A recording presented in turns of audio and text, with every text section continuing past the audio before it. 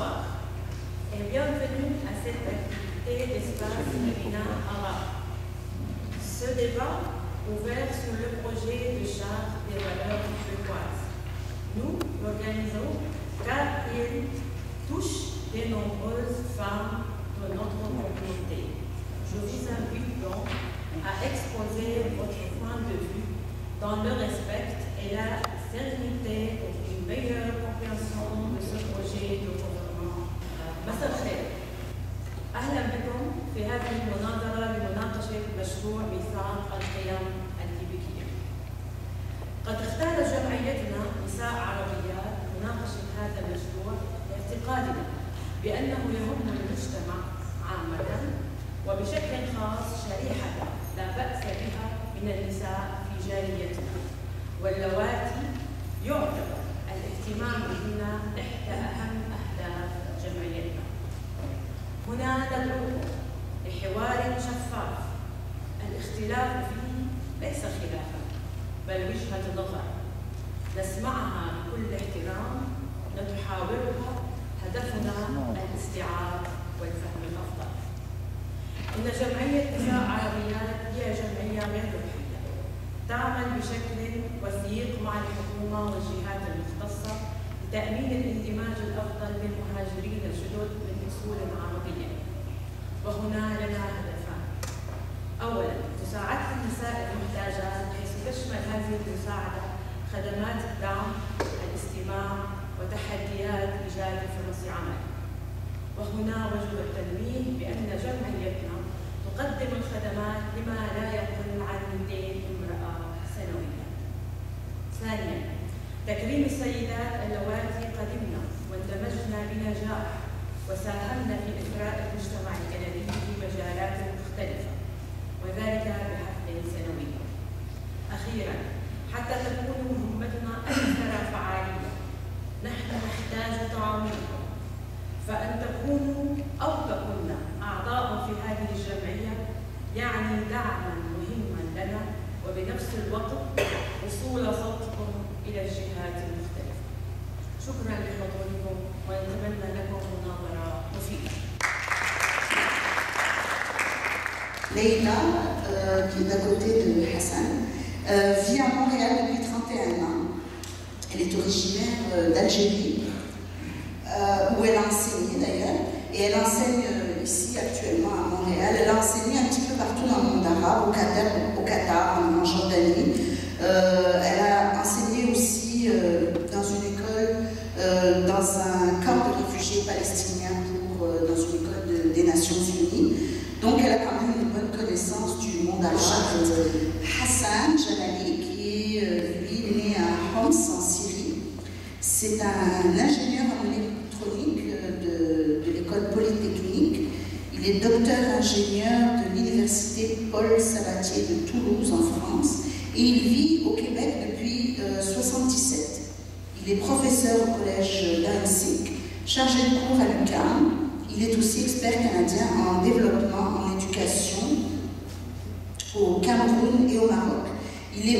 C'est l'auteur de 2 ouvrages en télécommunication. C'est lui qui a conçu et édité le fameux Réussir au Québec, un guide des études et des carrières pour les migrants, qui a reçu la parole va être à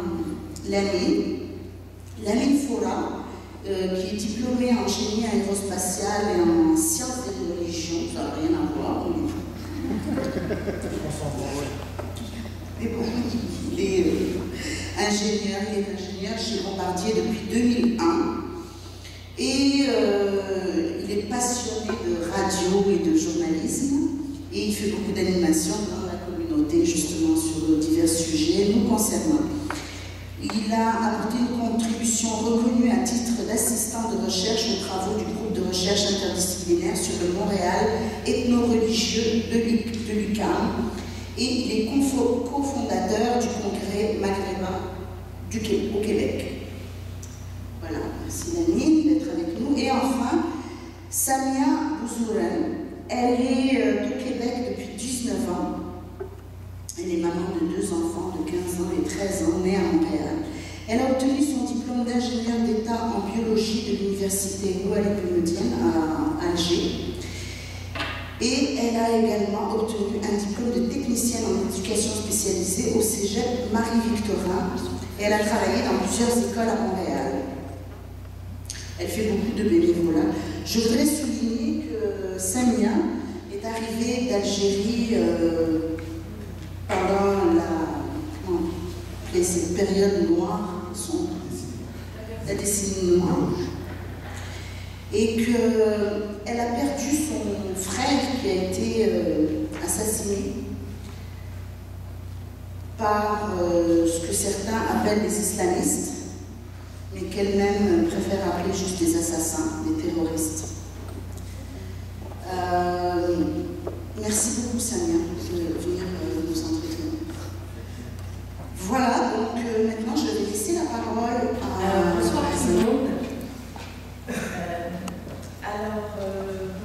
On va d'abord parler du manque de balises qui devrait être réglé par la charte. Le devenir d'une société ne peut se fonder sur l'exaspération des différences, mais bien sur l'adhésion à un socle commun de valeurs citoyennes. Notre législation souffre d'un déficit, puisque la laïcité de l'État n'est affirmée nulle part, tandis que la liberté individuelle de religion est constitutionnalisée. Il y a là un déficit démocratique.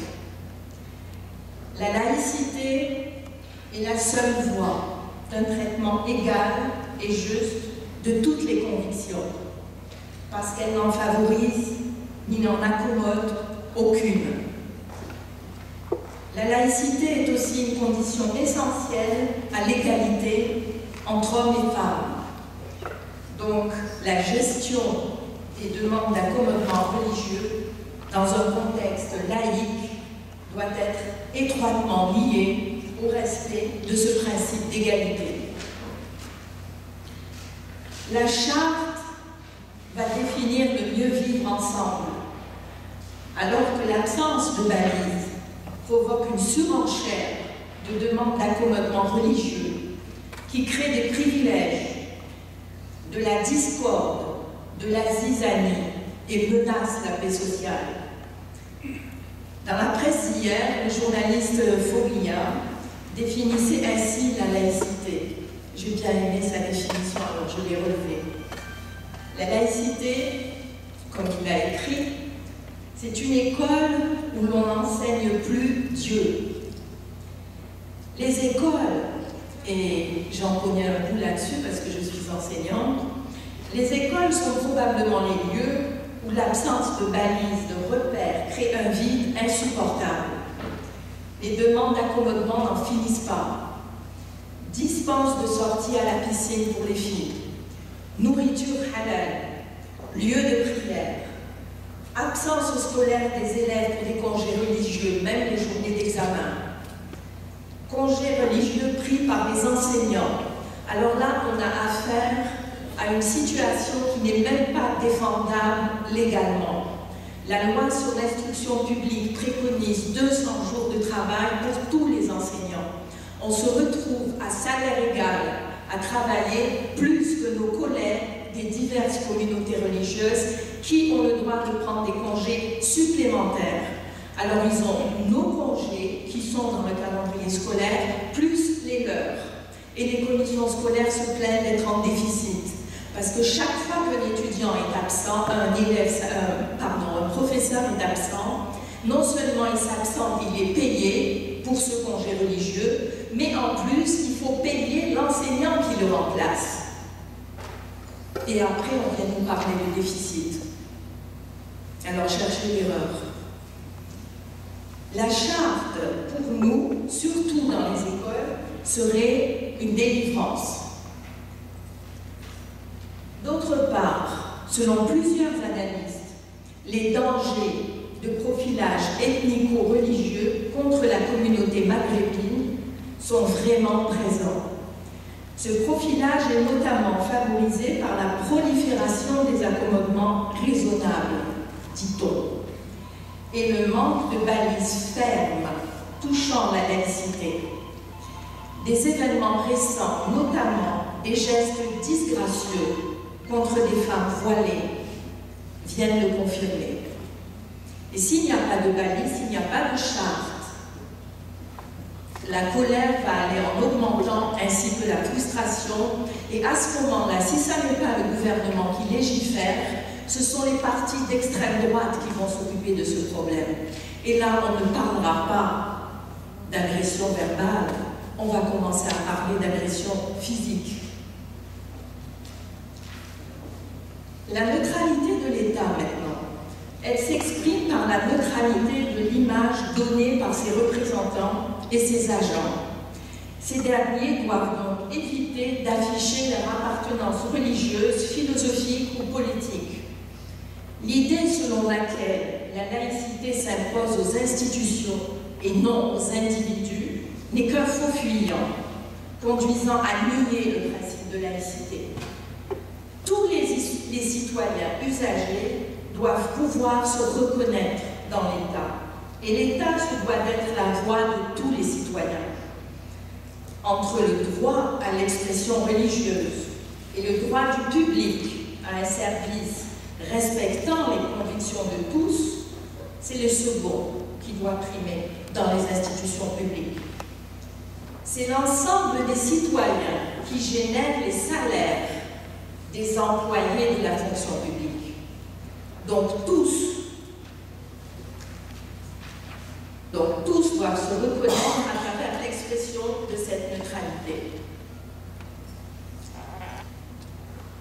Je vais un peu revenir en arrière pour parler de la Révolution tranquille au Québec. C'était très intéressant. La période de la Révolution tranquille au Québec en fut une de grands changements. C'est d'ailleurs durant ces années que le Québec a nettement voulu marquer la séparation entre l'Église et l'État.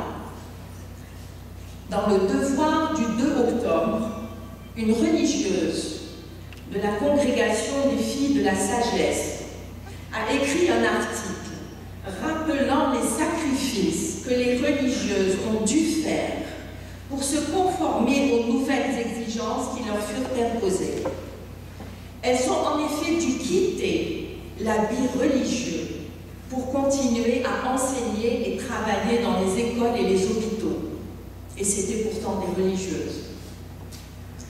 Aucune d'entre elles n'a pensé à imposer cet odieux chantage sur la société en menaçant de quitter leur emploi. Dans les années 90, les crucifix ont disparu des écoles pour ne pas blesser les arrivants d'autres communautés. Alors à quoi correspondrait l'idée d'accepter des signes religieux dans les écoles sous la pression d'autres groupes religieux? Il me semble que toutes ces femmes voilées devraient faire un devoir de mémoire envers toutes ces femmes québécoises qui ont lutté pour libérer les femmes du joug des hommes et de la religion. Ces femmes s'appellent Marie Gérin-Lajoie, Thérèse Castrin, Idola Saint-Jean, Madeleine Parent, Simone Monet-Chartrand, entre autres. Là-dessus, plusieurs théologiens du monde musulman se sont en effet prononcés en affirmant que le port du voile ne serait pas obligatoire. Pas même dans le Coran d'ailleurs. Alors d'où vient cette obstination à vouloir le garder envers et contre tout? La réponse serait que nous avons affaire à une dérive intégriste qui n'a pas lieu d'être acceptée au Québec. S'il devait y avoir des femmes voilées qui quittent leur emploi, je pense qu'il s'agirait tout simplement de la manifestation d'un intégrisme religieux. Parce que si des sœurs ont dû abandonner leur tenue religieuse, je ne vois pas pourquoi des membres de la société civile ne pourraient pas le faire. Bonsoir tout le monde. Au début de ma présentation, je vais un petit peu définir ma position parce que je pense que le camp des pour et des contre, c'est très, très hétérogène. Les gens sont contre des choses dans la charte, mais ils sont aussi pour des choses au niveau de la charte. Si on peut synthétiser la charte, elle adresse 3 points. Le premier point, c'est la question des accommodements raisonnables. Le deuxième point, c'est la question des signes religieux. Le troisième point, c'est la question du visage découvert. Je vais aller vers le 5. Moi, personnellement, je suis d'accord avec la charte sur la question du visage découvert. Je considère que, bien que je donne droit à la personne d'adopter sa lecture personnelle de la religion, mais pour les fonctionnaires, soit pour recevoir le service ou pour le donner, je considère que la visibilité du visage est très importante pour des raisons de sécurité et d'identification. Donc il y a assez d'arguments pour justifier l'interdiction de ce genre de choix. Sur la question des accommodements raisonnables, je considère que la charte est incohérente parce que d'un côté, elle apporte des balises nécessaires, bien que les mêmes balises existent aujourd'hui dans la loi, et ce qui manque, ce n'est pas des balises, c'est surtout des procédures au niveau local qui vont aider les gestionnaires de prendre les décisions, ce qui a été établi par exemple à Toronto, où un document très clair qui explique tous les rituels, toutes les différentes religions qui sont présentes, de façon à ce que des personnes ne vont pas profiter de leur position de minorité religieuse pour biaiser le système. C'est qu'aujourd'hui au Québec, nos gestionnaires n'ont pas ce genre d'éléments de procédure, pas au niveau des lois, mais au niveau des procédures. Par contre, le paradoxe de la charte, c'est qu'avec le droit de retrait, la charte prétend venir éliminer un accommodement raisonnable au niveau individuel, et elle vient le donner au niveau institutionnel. C'est-à-dire qu'une institution pourra tout simplement demander un accommodement raisonnable, même pas demander, pourra décider de l'accommodement, et c'est une incohérence. Et on voit, d'après moi, parce qu'il y a un point que je vais citer tout à l'heure, c'est que le gouvernement de Mme Marois est conscient qu'il n'est pas encore prêt, et le Québec n'est pas encore prêt pour assumer pleinement la notion de laïcité, comme la France l'a fait en presque 100 ans avant d'avoir la première loi à partir de la Révolution, et ça a pris un autre 100 ans pour adopter ce genre de loi. Et pour moi, la notion de laïcité française, bien sûr, parce que c'est l'unique laïcité selon ma définition de la laïcité, c'est que c'est le dernier des nouveaux arrivants au Québec. Prétendre que le Québec est laïque, et sur ce point, je pense qu'il y a une confusion entre deux processus, un processus étatique qui est politique, qui est la laïcité de l'État, et le processus de sécularisation. La Révolution tranquille a permis de séculariser la société, qui consiste à une transformation sociale où la présence de la religion est de moins en moins importante. Donc les gens, dans le réflexe quotidien, ne font pas référence à la religion, et les exemples à travers le monde sont très présents. À titre d'exemple, le Mexique est un État laïque, le peuple mexicain n'est pas encore sécularisé à 100%, la Turquie est un État laïque, le peuple turc n'est pas encore sécularisé, l'Angleterre n'est pas un État laïque, mais le peuple anglais est très sécularisé, et à mon avis, la Révolution tranquille a pu transformer la sécularisation de la société, mais la notion de laïcité de l'État, c'est une importation très récente de la France. Ceci dit, ça ne veut pas dire que l'État québécois n'est pas neutre, parce que la neutralité est un élément de la laïcité, mais la laïcité française va beaucoup plus loin, c'est une idéologie de l'État, un État jacobien, qui se base sur un pouvoir centralisé, qui opprime, et qui n'est pas opprimé dans le sens négatif, qui opprime même les spécificités régionales. En France, on a une seule langue, une seule religion qui est la République, et un seul peuple et une seule langue. C'est-à-dire que c'est très important de comprendre la philosophie de la République française pour se positionner en tant que Québécois, par rapport à notre histoire, par rapport à notre révolution tranquille, et c'est là où je vois qu'il y a un dérapage du Parti québécois, surtout d'un mouvement souverainiste dont je fais partie, par rapport à la définition des Québec souverain. Là où je suis aussi en désaccord avec la charte, et c'est le point que je vais plus développer, sur la question des signes religieux. Pourquoi je ne suis pas d'accord avec la charte sur la question des signes religieux? Premier élément, c'est que je considère que la charte part d'un principe de prétendre l'instauration de la laïcité au niveau de l'État québécoise, mais en réalité, elle parle de l'instauration de valeurs. Et à mon avis, c'est une déviation très dangereuse et qui va même renforcer l'intégrisme religieux ailleurs. Parce que vous savez très bien que quand on parle de valeurs, imaginez que le Québec avait légiféré sur ces valeurs en 1960. On serait coincé, on serait peinturé dans un coin aujourd'hui, le jour où les homosexuels étaient rejetés, et c'était une valeur québécoise.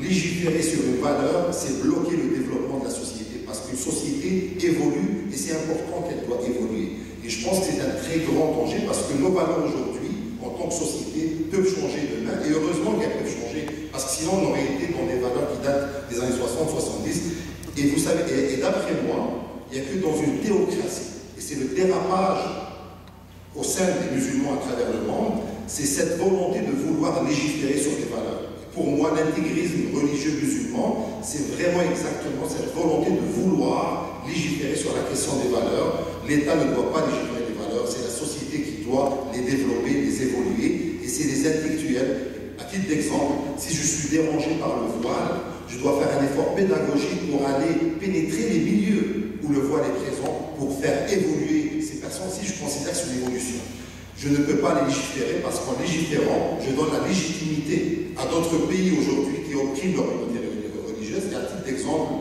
quelqu'un qui serait en désaccord, par exemple, qu'un État comme l'Algérie, comme le Maroc, comme je sais pas, la Tunisie, qui va emprisonner des gens qui ne veulent pas jeûner le jour du Ramadan, qui donnent tout simplement jouir de leur liberté religieuse. Vous savez que dans ces pays-là, on interdit, et même on emprisonne ces gens-là en leur disant parce que c'est les valeurs du peuple algérien, c'est les valeurs du peuple marocain. On ne peut pas vous laisser faire ça.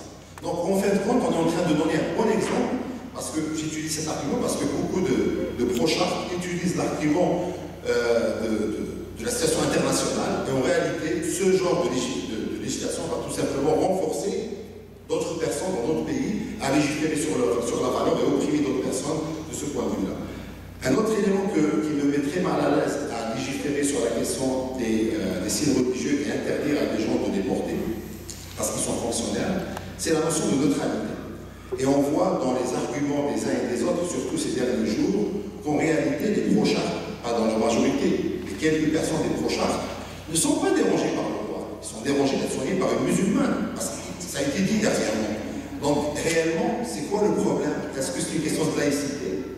Ou est-ce que c'est une question de laïcité ou est-ce que c'est une question d'être dérangé par la diversité que le Québec aujourd'hui a, et c'est une réalité.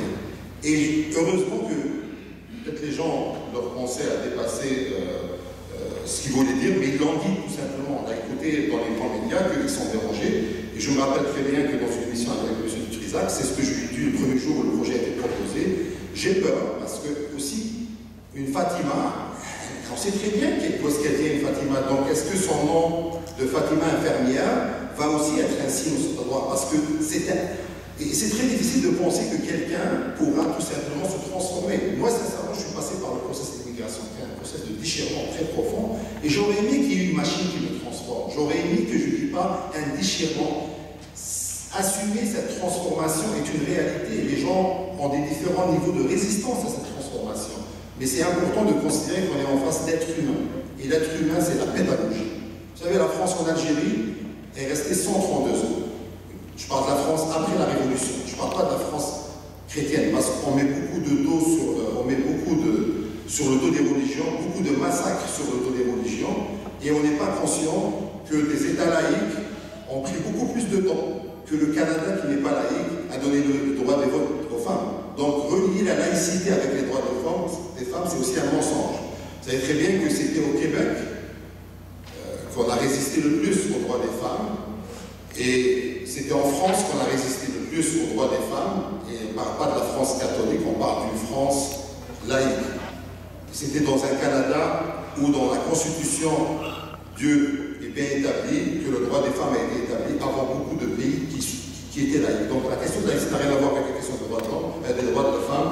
C'est une question qui, à mon avis, c'est un argument qui est utilisé d'une façon très erronée. Un autre élément qui me dérange avec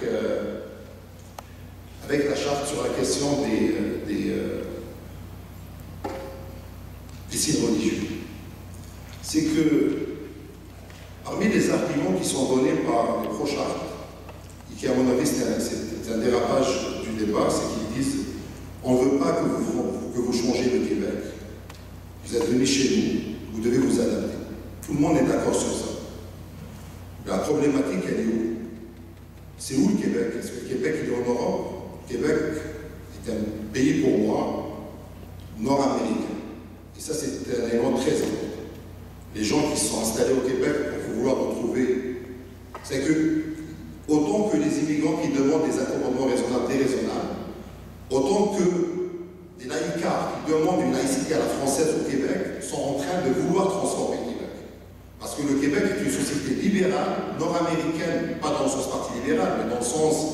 valeur des libertés individuelles est un fondement de l'Amérique du Nord. L'Amérique du Nord a été bâtie, qu'elle soit anglophone ou francophone, sur la question. Et je pense que la charte des valeurs est un dérapage par rapport à cet élément très important qui a toujours constitué la culture nord-américaine. Un dernier point qui me dérange, c'est la crédibilité de l'État québécois aujourd'hui pour établir une laïcité qui va focuser sur la neutralité des individus à travers leur interdiction des signes religieux, parce que je suis d'accord pour la neutralité des signes religieux. C'est qu'un État, pour que la France a pu faire ça, elle a fait beaucoup de grands pas avant. Elle n'a pas encore terminé son parcours de laïcité. Comment un État peut demander à une infirmière, ou un médecin, ou un éducateur d'enlever son signe religieux quand l'État finance des écoles religieuses? C'est pas crédible, je suis désolé, mais c'est pas crédible. Nos lois sur les cimetières ne sont pas neutres. Elles ne sont pas encore neutres. Parce que tout simplement, nous sommes dans un processus de sécularisation et le processus de la laïcité est très récent. Commencer par la fin, c'est une erreur. Donc l'État québécois n'est pas encore crédible quand on me dit que la charte va aider, par exemple, les nouveaux arrivants qui ne trouvent pas d'emploi aujourd'hui à trouver un emploi. Ça me fait rire. Parce que le taux de chômage des femmes non voilées de la communauté maghrébine est équivalent au taux de chômage de tous les Maghrébins, qui n'est pas très loin de 30%. Donc aujourd'hui, prétendre que parce que c'est le problème est le voile, il faudra faire une étude. Mais M. Drainville, il s'est basé sur des discussions qu'il a eues avec les citoyens. Donc on veut gérer un État sur des perceptions, sur des discussions de citoyens, non pas sur d'analyse, de recherche, et aussi sur un effort pour démontrer, parce que dans la présentation de notre ami qui a parlé des statistiques, on a vu la démarche du gouvernement à vouloir vendre l'idée de la charte. Il s'est concentré sur les grands médias. Vous savez que ça a pris 2 semaines pour que le gouvernement rencontre les médias communautaires les plus concernés. Et plus que ça, c'est que depuis que le Parti québécois est au pouvoir, il n'a mis aucun acte concret pour aider les personnes, les sécularisés qui n'ont rien à voir avec la religion et qui peuvent trouver un emploi aujourd'hui. Aujourd'hui, beaucoup de nouveaux arrivants francophones sont au chômage parce qu'ils sont francophones, on n'ose pas le dire. On ne s'attaque pas au vrai problème. Le taux de chômage des allophones francophones à Montréal est de 24%. Le taux de chômage des allophones anglophones, comme seconde langue, il est de 12%. Donc, c'est quelle légitimité on a comme État à vouloir imposer la dernière étape d'une laïcité quand on n'a pas fait nos exercices à vraiment assumer cette laïcité, à assurer que les minorités soient protégées, non pas parce qu'ils demandent des non-droits, parce que tout simplement ils sont citoyens à part entière et aujourd'hui ils ne le sont pas. Depuis 20 ans, la fonction publique n'a pas bougé en termes de recrutement des minorités visibles et aujourd'hui on vient nous expliquer que le problème du Québec, c'est quelques personnes qui portent des signes religieux. Bon, à mon avis, l'État n'est pas crédible pour poser ce genre de projet aujourd'hui. 2 minutes. 2 minutes, excellent. Un dernier point qui, à mon avis, renforce ma conviction d'être contre cette charte, c'est que cette charte, c'est un avis personnel, elle vient renforcer l'intégrisme religieux. J'étais parmi les personnes qui avaient initié une manifestation contre l'arrivée de certains conférenciers islamistes qui devaient venir à Montréal, qui avaient dit des déclarations qu'on rejette au Québec. Et que je ne voudrais pas que les jeunes Québécois de la communauté musulmane soient influencés par ce genre de personnes. Et c'est dans ces déclarations, on a traité des femmes non voilées par des mots inadmissibles. Je suis désolé, j'aurais aimé voir des Québécois de souche se révolter contre une icône de la culture québécoise, traite d'autres personnes de folles ou de je ne peux pas, tout simplement qu'elle peut me tuer parce qu'elle est musulmane. Je suis désolé, j'aurais aimé, j'étais déçu de ne pas voir. Surtout des gens qui aujourd'hui parlent de l'instinct de neutralité. Et c'est là que la seule manifestation pro-charte a été si raciste que le gouvernement était obligé de se dissocier de cette marche. Je ne dis pas que tous les pro-chartes sont racistes, c'est pas ce que je suis en train de dire. Ce que je suis en train de dire, que ce débat a donné l'occasion à des personnes qui ont un discours si extrémiste, si négatif vis-à-vis de l'immigration, qui va renforcer les extrémistes des communautés religieuses. Un autre élément aussi, et ce serait le dernier, Khadija. Oui, en 50 secondes. Oui. Un autre dernier élément, l'argument qui est présenté par les pro-chartes qui me fait beaucoup mal, c'est ce genre de déclaration de vouloir relier, par exemple, le voile une déclaration qui a été faite dans les grands médias que ce voile est taché de sang. La laïcité est tachée de sang. Il faut dire ce qui est arrivé. Il faut relire l'histoire française. C'est une réalité. Les républiques, les révolutions étaient tachées de sang.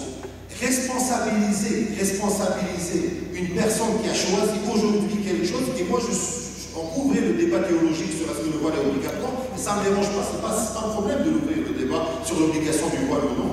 Sur la signification du voile, est-ce que vraiment c'est des hommes qui ont interprété pour le femme les textes? On peut ouvrir ce débat, et j'ai mon point de vue sur ça s'il faut l'ouvrir. Par contre, responsabiliser un individu ici au Québec qui a fait un choix de choses qui sont passées ailleurs par d'autres personnes qui doivent juger par leur acte, je trouve que c'est inadmissible dans un débat de société démocratique. Et merci.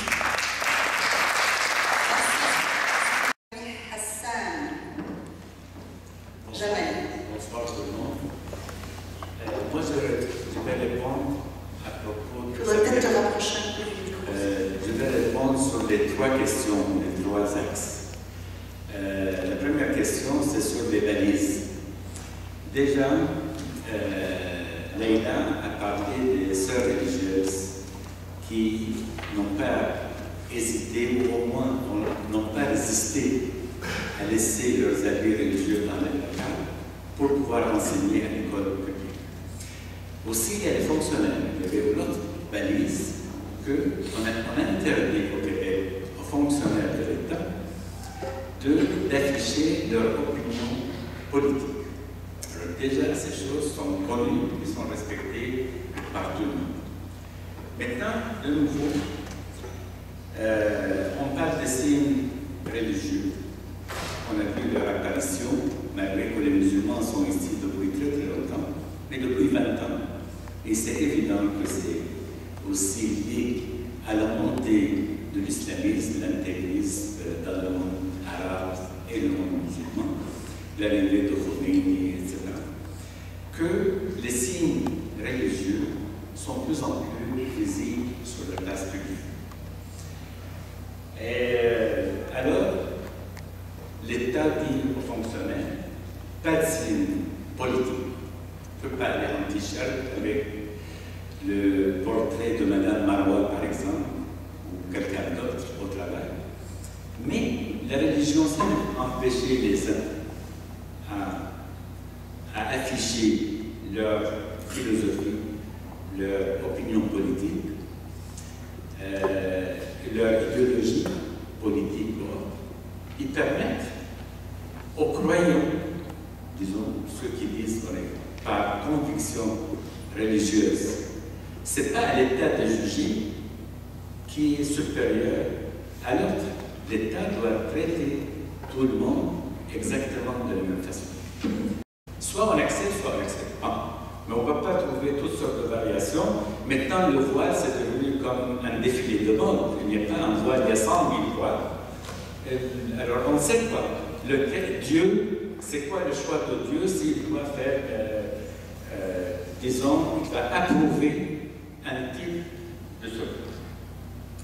Alors, maintenant, question de politique. On dit, non, rien de politique là-dedans, etc. Alors, c'est vrai que beaucoup de femmes, et je sais très bien que beaucoup de femmes voilées ne sont pas politisées. Il y a beaucoup qui ont cru à l'idéologie wahhabite que c'est une obligation divine. Et ça, moi j'appelle ça, c'est de la Pâque théologique. Mais enfin, politiquement parlant, depuis le début de l'islam, la première fois dans toute l'histoire de l'islam, un État imposait le voile à toutes les femmes. C'est en Arabie Saoudite dans les années 30. Jamais avant, même pas le temps du prophète. Après, Khomeini arrive au pouvoir, il impose le voile à toutes les femmes iraniennes, et en plus avec une peine de 2 ans de prison pour celles qu'il ne porte pas. Alors, il ne faut pas aller. On parle aussi des talibans, aussi qui ont imposé le burqa. Et aussi, ils ont instauré la barbarie au nom de l'islam et qu'on n'a pas entendu beaucoup ici des fervents musulmans pendant le règne des talibans dénoncés. Malheureusement, peut-être je me trompe. Qui s'est ouvert encore une fois au Québec. Je suis tout aussi heureuse de pouvoir m'exprimer à partir de ma position de femme, responsable de mes opinions et de mes choix. Parce que réellement nous sommes, et je dis nous parce qu'il y en a plusieurs derrière moi qui sont vraiment fatigués que les gens parlent à notre place, que les gens décident déjà à notre place. C'est quoi notre opinion, c'est quoi nos choix, c'est quoi ce que nous allons faire. Et ça, je pense que c'est le minimum qu'on puisse offrir aux femmes et à leur intelligence et à leur capacité de choisir. Donc moi, je suis arrivée au Québec en 1994. Je venais de me marier avec mon mari, puis nous sommes venus. C'est vrai qu'à cette époque-là, l'Algérie était vraiment dans une situation très grave. C'était un drame national, d'ailleurs, comme l'avait cité Khadija tout à l'heure, j'ai perdu mon frère aîné à ce moment-là, et je peux vous dire que c'était un drame national, que pour nous, toutes les familles algériennes qui ont été touchées par le terrorisme ne l'ont pas vécu comme une division au sein de l'Algérie, mais comme un drame cruel qui s'est abattu sur toutes les familles, qu'elles soient pour l'islam, parce que franchement c'est très caricatural de dire qu'il y avait une partie pour l'islam, une partie pour je ne sais pas quoi. C'était vraiment un drame qui a touché la nation entière, et les séquelles et les conséquences, on les a vécues dans notre famille. Donc je l'ai vécu dans ma chair, et mes parents l'ont vécu dans leur chair. Donc ça c'est pour dire un peu la situation dans laquelle on est arrivé au Québec. Donc à ce moment-là, il était difficile de trouver du travail, puis j'étais diplômée, mon mari était diplômé, on a eu quand même un parcours ardu. À ce moment-là, il n'y avait pas autant de travail qu'aujourd'hui. Les gens arrivaient, en tout cas les Algériens arrivaient petit à petit suite à ce drame-là. Et donc ce que nous avons constaté au fur et à mesure, c'est qu'il fallait s'adapter, mais il fallait s'adapter par le travail justement. Donc, on s'est recyclé, on a fait d'autres diplômes, on s'est déclassé par rapport à nos propres diplômes d'origine pour pouvoir nous intégrer justement par le travail. Et donc, depuis notre arrivée, les débats autour de la question du religieux se sont succédés. Et donc, je citerai quelques-uns comme 2004, par rapport à nos tribunaux islamiques, il y a eu tout un débat autour de ça. Et je peux dire qu'à l'intérieur même des communautés musulmanes, il n'y avait pas un consensus par rapport à ça, loin de là, pour dire qu'il y a une diversité d'opinions aussi au sein des musulmans. Donc il y a eu la question des accommodements raisonnables entre 2006 et 2008, et je peux vous dire qu'à chaque fois que les débats se font, ils se font sur des préjugés et des appréhensions, et donc le débat est déjà faussé au préalable. Et on arrive aujourd'hui en 2013 avec la question de la charte, et on ouvre encore un débat dont on nous a accueillis, enfin, il y a eu des dires comme quoi c'est un débat qui est ouvert, ce n'est pas qu'il faut accepter le débat et tout. Oui, on accepte le débat. Je peux dire que pour la charte, je ne suis pas contre à 100%, mais elle contient en son sein des grains de division, des grains de discrimination qu'il faut quand même souligner, qu'on soit musulman ou non, qu'on soit tout simplement citoyen québécois, qui soit jaloux des acquis de la société québécoise. On devrait s'inquiéter du contenu discriminatoire qui se trouve à l'intérieur quand même de cette charte. Et juste pour exemple, la Commission des droits de la personne, hier, elle a déclaré clairement que c'était la première attaque radicale contre la charte des droits et libertés de la personne du Québec.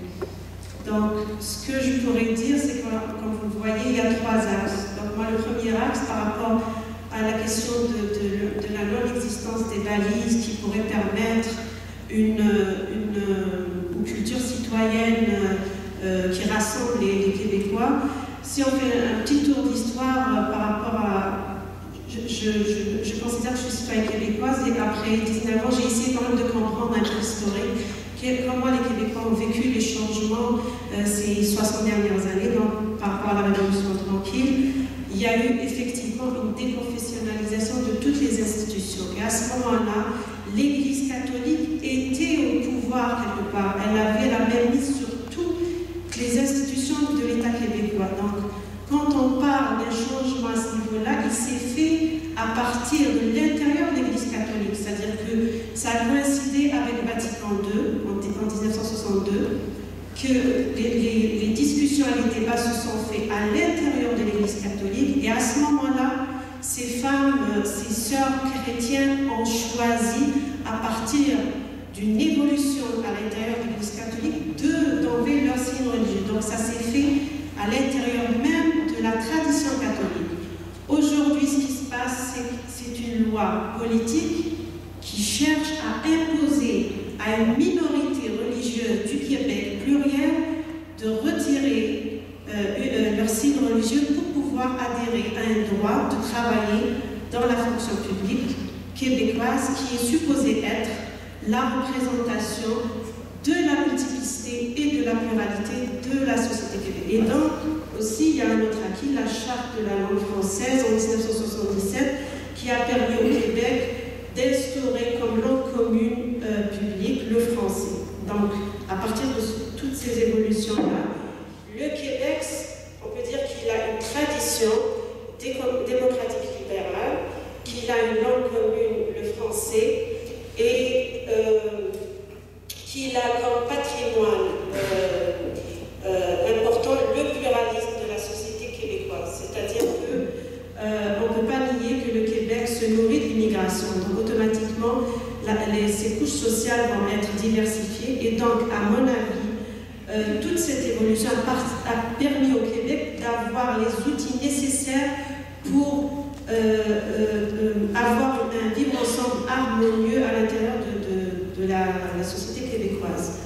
C'est pas pour ça que le débat devrait être fermé, mais le débat devrait s'engager, à mon avis, sur des acquis et non pas sur des pertes.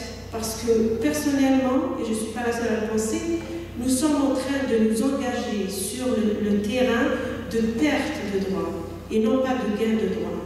On est en train de nous dire que ça va être l'égalité hommes-femmes et je ne sais pas quoi. L'égalité hommes-femmes au Québec, elle est établie. De fait, elle est établie. Par contre, il y a encore des luttes à faire, ne serait-ce que l'égalité de salaire entre les hommes et les femmes qui n'est pas acquise jusqu'à date. Donc, il faudrait quand même remettre les choses à leur place et mettre les priorités à leur place. Pour ce qui est du deuxième axe par rapport à l'État neutre, personnellement, je suis d'accord, oui, l'État devrait être neutre et en se référant à la laïcité, qui signifierait normalement que l'État a une attitude égale envers toutes les appartenances religieuses ou autres des citoyens. Donc, il ne devrait pas privilégier une religion par rapport à l'autre, il ne devrait pas s'imprégner dans ses lois d'une religion quelconque.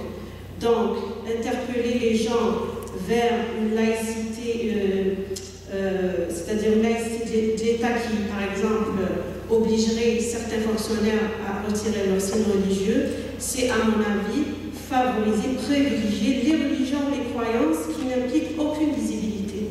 Donc, c'est pas vrai que ça va être juste ou neutre, mais ça, quand même, ça donnerait avantage à certaines personnes pour lesquelles ce n'est pas important de porter un signe religieux. Donc, pour ce qui est de l'État neutre, oui, l'État devrait être neutre. Pourquoi il devrait être dans quelle mesure il devrait être neutre? C'est dans la mesure où les employés soient intègres, soient capables d'offrir le service sans mettre en avant leur croyance ou leur appartenance. Donc, c'est ce qui revient dans les valeurs de la fonction publique qui sont établies par le gouvernement lui-même. C'est-à-dire, il y a 7 valeurs dans la fonction publique, c'est la compétence, la partialité, l'intégrité, la loyauté et le respect. Donc, je ne vois pas en quoi porter un signe religieux porterait atteinte à ces 7 valeurs.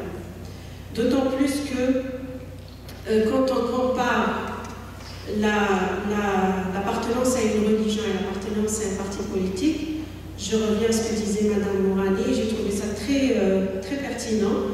La politique, on peut un parti politique, on pourrait changer facilement notre appartenance dans le vécu d'une personne. Un parti politique, il pourrait changer, disons, 2, 3, 4 fois. Et puis, entre un pays à un autre, on pourrait appartenir à un parti politique et aller dans un autre pays appartenir à un autre parti politique. Ce n'est pas une religion, la politique. La religion, elle contient en elle-même des dimensions beaucoup plus significatives au niveau identitaire que l'appartenance à un parti politique. Donc à ce niveau-là, je trouve que c'est quand même faire une comparaison qui n'est pas du même ordre du tout. Donc pour moi, l'interdit ouvre la porte franchement à la discrimination.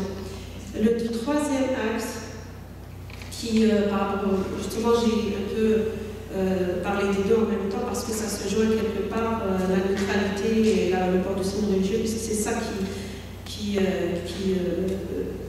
nous interpelle en arrière.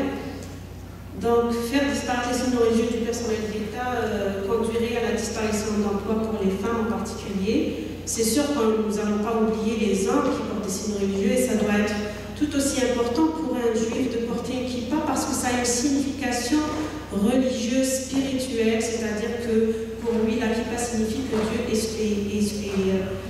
sur lui, c'est-à-dire qu'il y a cette signification spirituelle qu'on enlève justement aujourd'hui dans le débat à la question du signe religieux.